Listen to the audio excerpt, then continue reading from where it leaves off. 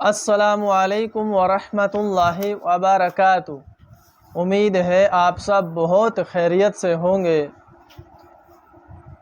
آج میں آپ کو جو وظیفہ بتانے جا رہا ہوں، انشاءاللہ آپ یہ وظیفہ پابندی سے کریں گے، آپ کی کوئی بھی ایسی دعا نہ ہوگی جو انشاءاللہ تعالی قبول نہ ہو، بشرطے کہ دعا جائز ہو۔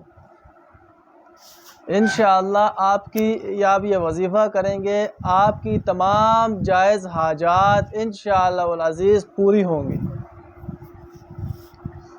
بہت ہی پیارا سا وظیفہ ہے، بہت ہی چھوٹا سا وظیفہ ہے، اور اس کا دوسرا فائدہ یہ ہے کہ انشاءاللہ اگر آپ یہ صبح کے وقت کریں گے، شام تک آپ کی انشاءاللہ جو آپ کے دل میں تمنا ہوگی، جائز تمنا ہوگی، انشاءاللہ پوری ہوگی۔ اور اس کے ساتھ ساتھ آپ ہر قسم کے نقصان سے، چاہے جانی نقصان ہو چاہے مالی نقصان ہو، انشاءاللہ العزیز آپ محفوظ رہیں گے۔ یہ دو اس کے بہت بڑے فائدے ہیں اس وظیفے کے، اور وظیفہ انتہائی آسان اور بہت ہی پیارا اور چھوٹا سا ہے۔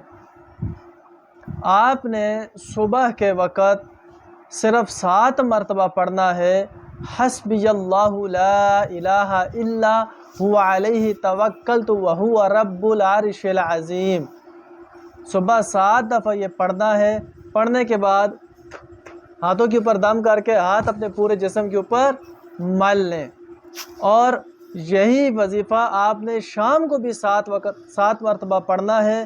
انشاءاللہ تعالی جب آپ صبح 7 مرتبہ پڑھیں گے، شام تک انشاءاللہ العزیز آپ کو کسی چیز کی محتاجی نہیں ہوگی، جس چیز کا دل کرے گا جائز چیز ہوگی، انشاءاللہ اللہ رب العزت آپ کو نصیب کریں گے۔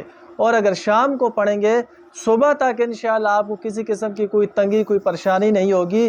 جو بھی حاجات ہوں گی شام کو، جو آپ کے ذہن میں آئی ہیں، شام کو آپ کے دل میں آئی ہیں، ہر جائز حاجات انشاءاللہ صبح تک آپ کی پوری ہوں گی۔